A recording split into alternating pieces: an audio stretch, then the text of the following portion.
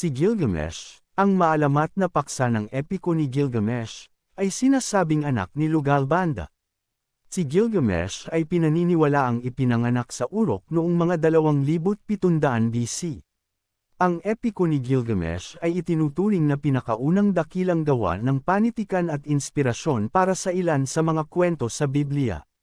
Sa epikong tula, si Gilgamesh ay nakipagsapalaran kasama ang isang kaibigan sa Cedar Forest, ang lupain ng mga Diyos sa mitolohiya ng Mesopotamia. Nang mapatay ang kanyang kaibigan, si Gilgamesh ay nagpatuloy sa paghahanap upang matuklasan ang sekreto ng buhay na walang hanggan, na natagpuan. Buhay, na hinahanap mo, hindi mo makikita. Itinago sa kanilang sariling mga kamay. Si Haring Lugalzegesi ang huling hari ng Sumer, na bumagsak kay Sargon ng Akkad, isang Semitic na tao, noong 2334 BC.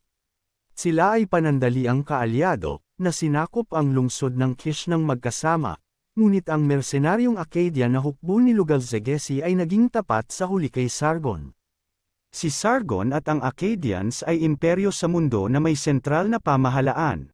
Kaunti lamang ang nalalaman tungkol sa pinagmulan ni Sargon, ngunit ang mga alamat ay nagbibigay sa kanya ng katulad na pinagmulan sa kwento ng Biblia tungkol kay Moises.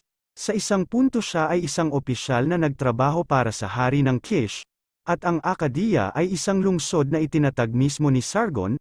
Nang salakayin ng lungsod ng Uruk ang Kish, kinuha ni Sargon si Kish mula sa Uruk at hinimok na magpatuloy sa pananakop.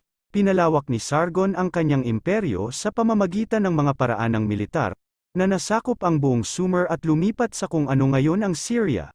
Sa ilalim ng Sargon, lumago ang kalakalan sa kabila ng mga hangganan ng Mesopotamia, at naging mas sopistikado ang arkitektura, lalo na ang hitsura ng mga ziggurat, mga flat-top na gusali na may pyramid na hugis at mga hakbang.